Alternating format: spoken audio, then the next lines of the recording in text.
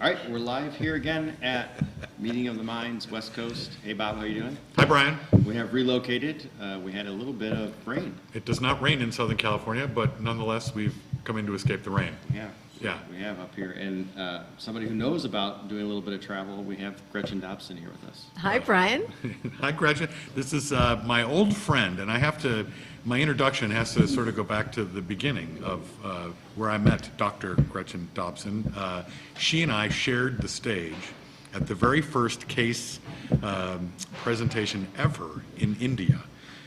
Which is a whole podcast in itself and more. Could be a series of podcasts. It may even be a sitcom. It was very much a sitcom. In fact, one of the hotel people I think we ran into over the course of it kept referring to her as Mr. Gretchen. And so that became what I have called her ever since then. It's our MO, but you are MRS, Bob. Yes. And we've continued to play that off for over 10 years, which is a really a wonderful thing. And to be able to come together again last September in Auckland. Yep. When we met in India, I was the annual giving side of the equation. You were the alumni relations side of the equation, not to oversimplify it. So, you know, we've sort of veered off on our different destinations since then. Now we're back together, and, you know, from where I sit, tribes are more important maybe now in our world than ever before. So the alumni tribe is one of those. Am I wrong about that? You're not wrong at all. In fact, you know, as we said, you know, way back in India, that the alumni relations industry, you know, started in 1913 when, you know, the secretaries of the association gathered at Case Western Reserve to think about what it would be like to kind of build their own tribes.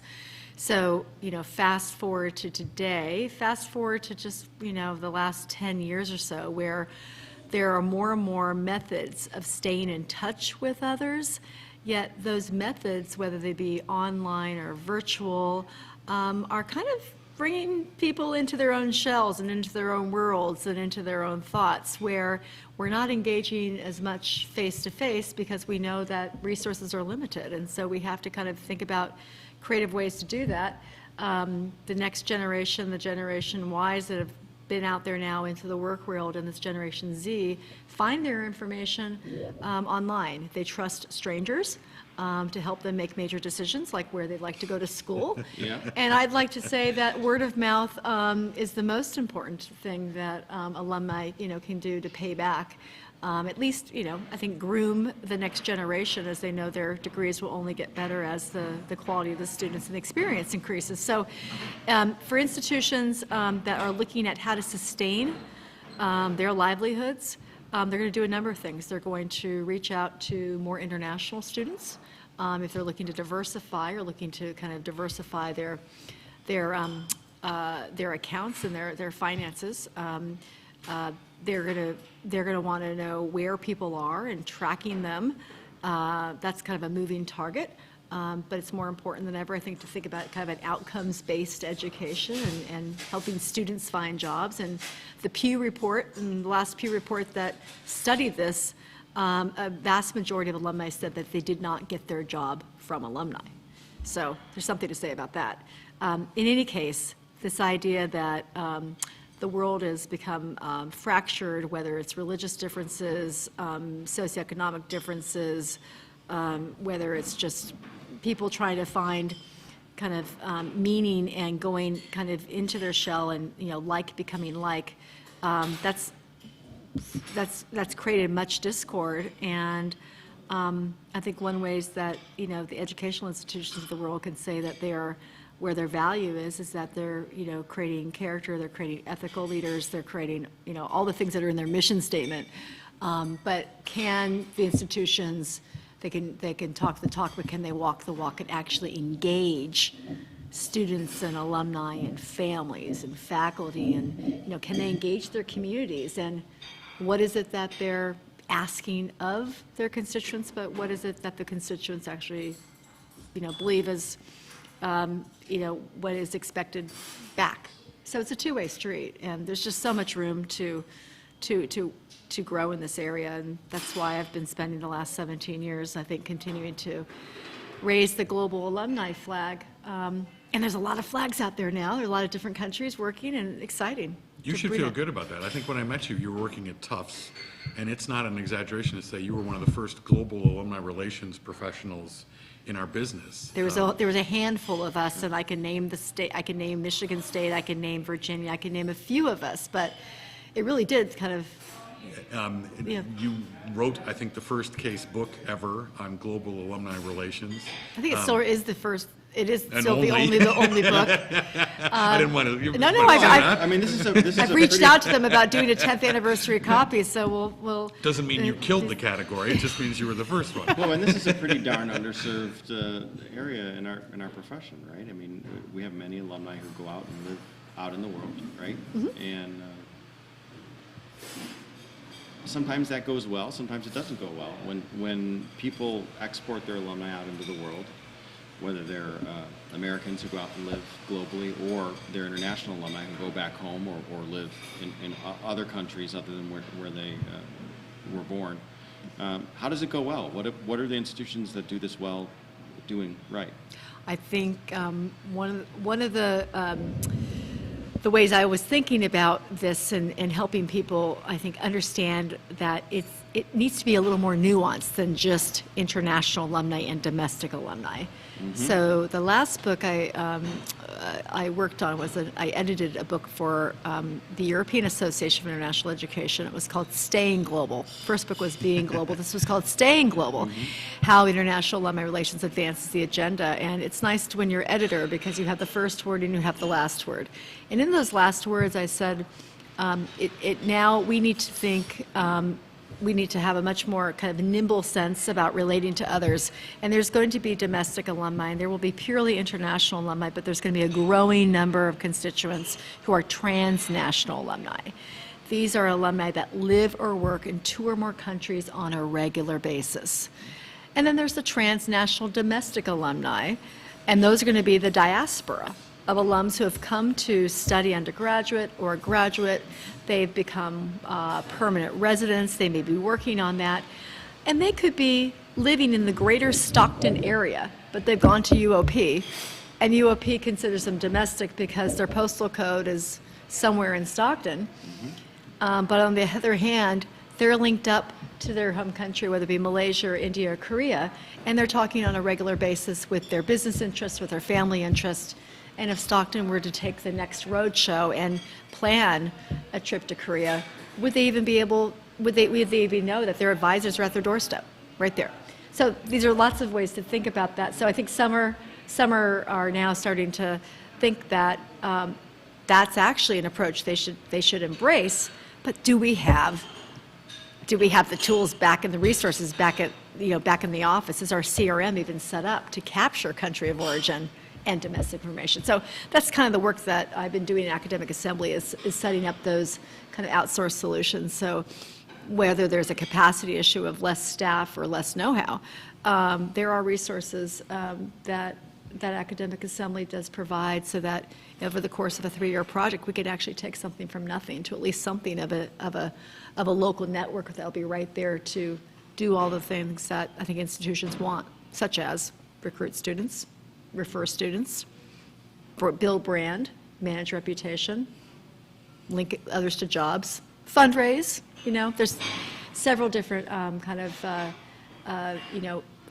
items on the menu, and what becomes more important than others, of course, is going to be different for each institution. But alumni relations truly does become integral across an institution, as they're all saying they're global, they're educating world citizens, and it's a matter of, well, can we show something for that? This has to be gratifying for you. I think part of the title of your book was Going Global with Alumni Relations. Now you've seen Staying Global. Right. A lot of what I hear you saying is kind of defining itself as best practice for international alumni relations. There's not many people I can have this conversation with. When I think back to 10 years ago in India, sometimes it makes me chuckle to think about the slides I was showing then versus what would be completely different today, and yet what also would stay the same today. If you think about your slides from that day, to the extent you can even remember them, anything that comes to mind about what's still relevant as Yeah, I best still practice. use some of those slides. Oh, yeah, oh, me too. Come on, I know we do. Don't tell anybody. No, but but- anything that is like sort of You makes know you what? chuckle that man, we've come so far. I think the notion of of remaining cognizant of cultural norms and the ways we relate to each other. The idea that we want to, we do not replace, we can't underestimate the importance of FaceTime, right? We can't underestimate the importance of building relationships.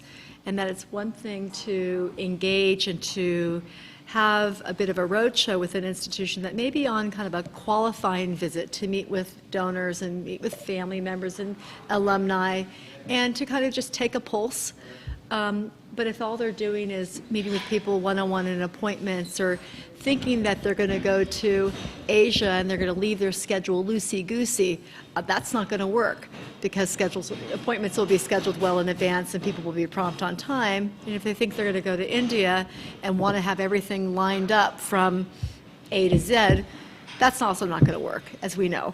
So there's cultural norms to consider that haven't changed. The only things that have changed have been the dates of the holidays. Ramadan will be different times. But when I accompanied a colleague several years ago to KL for an alumni dinner that was going to start at 6:30, and I said, "You made a big mistake. This is not sundown is not until 7:20. So everyone's going to come and they're going to look hungry. They're going to be hungry, and we're going to have to entertain them until it actually is time." So something I'm sure that he'll never forget. The other things that haven't changed is just about volunteer management. I have to say, remember the 5 Eyes? Yep. 5 Eyes. It's like the methodology for, developing a good, strong volunteer management program. Identifying your volunteers, inviting them to participate, informing them of the opportunities, and also be willing to hear their opinions back. Investing in the volunteer experience, which is the most important, I think, and then the impact. It's time, talent, treasure, and now technology. People Right. are throwing that forth to you of how they could certainly be an influencer by sharing their affiliation and their ways that they participate, and we'll also find influential people as well. So that hasn't changed. Finally, I think this notion of managing volunteers from a distance. They may say, "Oh, we can't have we really can't be building chapters, or it takes a lot of time to build chapters." Well, I'm sorry, but there's an opportunity to do that, even if it's one person in each locale, to be part of something bigger like an advisory board. But you can't treat all regions the same. And there's issues around seniority in some markets versus another. When you're going to go to Brazil, don't expect to elect a president and a vice president, a secretary and treasury. But when you're of an alumni group, but when you're going to go to Beijing, be well, prepared that there will be some dignitaries and they'll take lots of pictures on stage and they're going to want to be there and you're going to want to spend as much time to show your respect. But there'll be also some young alumni doing the work of the event. So things like that haven't changed at all, Bob. I mean, I'm just changing the date on things, and but so in fact, some things haven't changed, but then some things have, and I think, people are kind of overscheduled these days. They have lots of opportunities to do things. There's lots of things they can read. There's the digestion of information is kind of like. It's a multiplier effect. We're kind of we're ODing on that kind of information. So how do institutions and programs and nonprofits, how do they capture the attention of their constituents? What are the messages? And are they everything to everyone? Or are they just going to celebrate what's so great and specific about their institution? Embry-Riddle, they train pilots. They train engineers to, do all the things that we want, planes to do when they go up in the air. We want them to fly and land safely. But Embry-Riddle is not a place for everyone. But I'm sure, if Embry-Riddle were reaching out to its alumni around the world, it's, what kind of things that are on their mind on a regular basis. So I think it's just been very, the modes of engagement, some of them are traditional and classic, and others just need to be, I think, tweaked and just stay with the times. You don't have to stay ahead of the curve, but just stay with Keep them. up. Keep up. Keep Yeah. up. People expect it. I mean, if brands like Apple and Coke or, other kind of ways that people consume value, right? They consume goods and services, they're keeping up. Then, yeah, institutions should do their best to try to do that. So if you're a university president and you say, well, I have one place I can go to this year, one country, and I happen to have alumni in different places, what country would you recommend?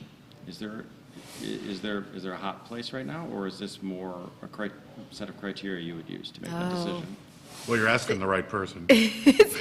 I would then kind of look at, kind of these 4 pillars of engagement that I've talked about from the early days with Bob, and do a little bit of an assessment exercise. So let's quickly get a piece of paper and draw a circle and, kind of make it into a peace sign and say, okay, so one quadrant is about admissions. So where are you recruiting students? And where will you be recruiting students? Yes. And those are going to be your parents, your families, and your alumni in the future.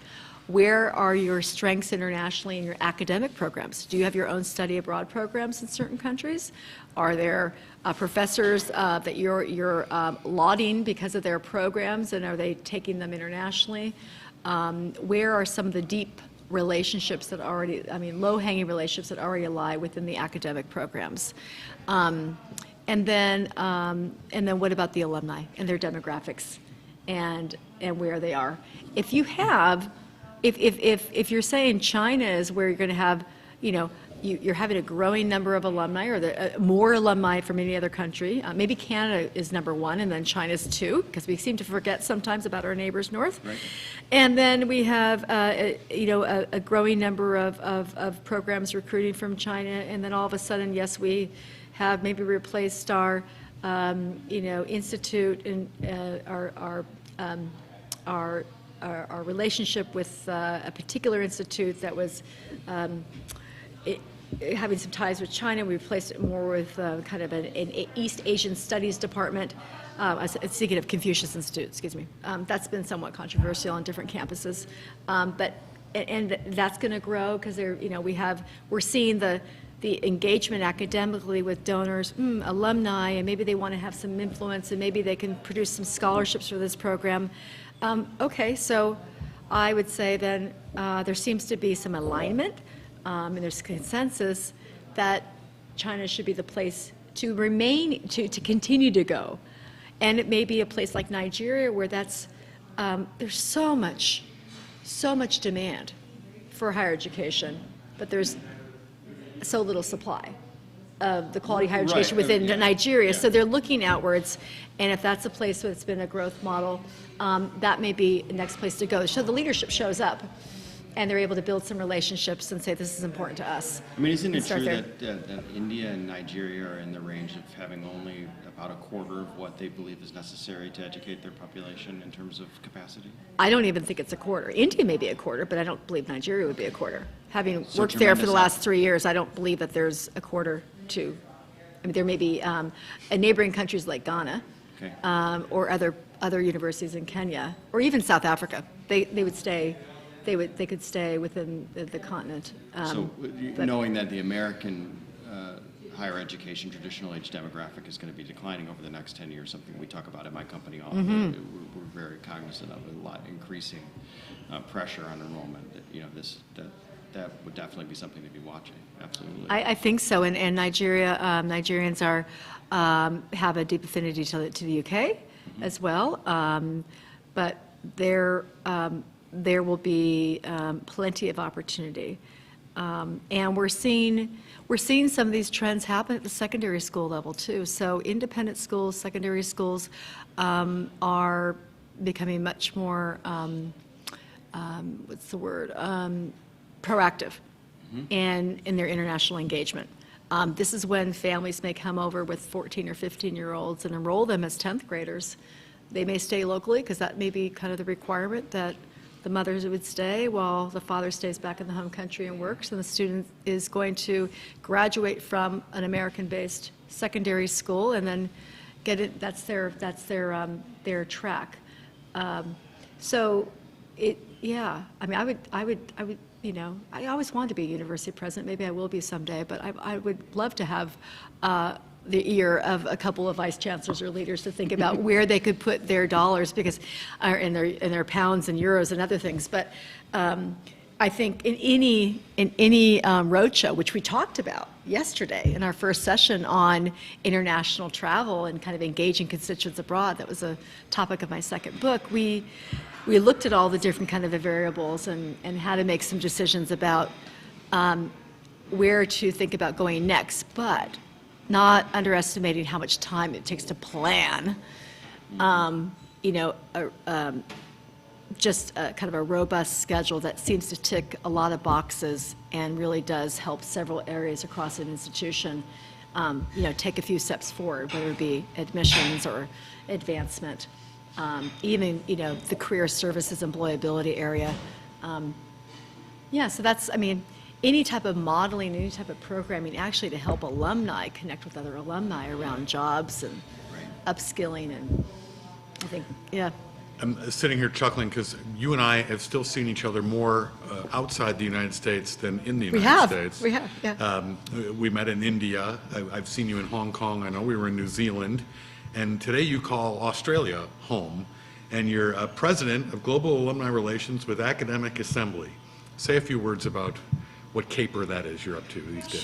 Sure. I had my own firm under my name, 2012 to 16, but all along, even when I was back at Tufts University, I was talking to a close colleague and a mentor of mine, Mitch Leventhal, who had left the State University of New York as the Vice Chancellor of Global Affairs for the whole system, to become an academic at University of Albany and to start Academic Assembly. And we thought, you know, if Bain or McKinsey or the Boston Consulting Group were just focused on education, how would they be set up? And actually, let's drill down a little. If they're just focused on international education, how would they be modeled? And so our verticals look like immigration services, student recruitment and marketing, global alumni relations, business services. Lots of companies from outside the U.S. would like to get into the U.S. market, whether it be payment systems, whether it be homestay programs, and in agents themselves, agents that become certified under like the American International Recruitment Council's kind of very extensive in-depth certification program, so that agents operate under an ethical standards-based practice when helping institutions in America engage and recruit students. So something that Mitch founded, actually, the organization. We're really proud to have our affiliation there. The global alumni relations space is something where I just kind of took all the work I was doing, you know, independently, and bringing that clientele and bringing my know-how and passion to this area where we could build out. It's not just consulting, because, you know, companies just can't consult. They have to have scalable products. And so our products look at, you know, getting started as one, just an assessment of where institutions can take the first 3 or 4 steps, you know, kind of a one-day in-depth look, and be of counsel for a day to help them take the next steps of where they'd like to focus, like your question about where should we go next and how should we do it. And then thinking that, you know, international chapters, international networks, those alliances, they sound great, but Gretchen, how did you go from 12 to 70 in the course of 6 years at Tufts? Well, there was a certain level of methodology, and a lot of that ended up being the volunteer management and keeping people invested. So there's something called Discover Global Alumni. It's a 3-year project where we partner with an institution. We work in a white-labeled way with them to help them build an awareness campaign around the global network, interact with volunteers and train them, definitely get them involved immediately into the recruitment cycle and their agenda, sharing their word-of-mouth stories through profiles. It's like every time I work with a client or my team works with a client, it's like building our chapter all over again. But doing it in a way that's going to be specific to them, that's going to really kind of bring their own DNA and their own, you know, kind of traits, and you know, specify what they're most proud of, what their brand is, and then help engage the international alumni.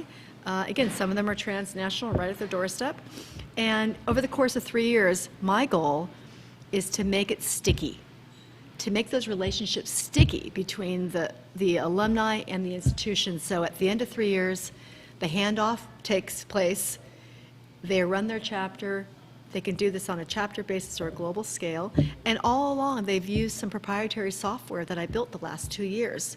It's a Alumni OS, but it really does drive this global alumni engagement program, and we hope to bring that to market. We expect to actually sell it as a SaaS in the next couple of years. So that will be on the market. Even if schools don't have, they have the capacity, they have the staffing, but they just need something to better track their global alumni.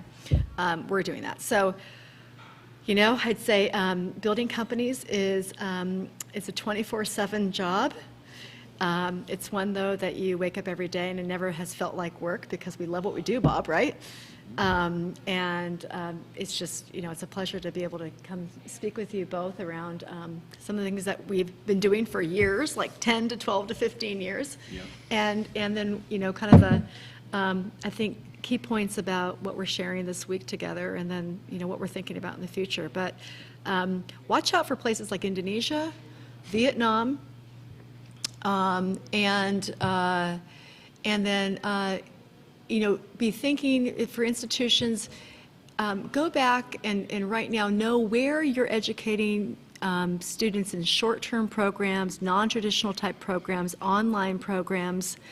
If you think you don't have the time to invest to engage them, think again and start thinking about what it would be to kind of build you know, build that kind of virtual platform that's, you know, a nice blend and a balance between the virtual and the actual. And, you know, if anyone would like to have some outside assessment and some counsel, then they always know where to find us. But it's a pleasure to be here. She's still the pioneer. If she and I head back to India, are you in? Oh, yeah. All right, there you go. I've got plenty of friends there. Would he be Mr. or Mrs.? Or Dr. Mrs. I don't know. Maybe doctor by then, we'll see. It's a Okay. pleasure to Hopefully see you my advisor's stateside. Yeah, and, it's thanks great for being here. It's great to be home.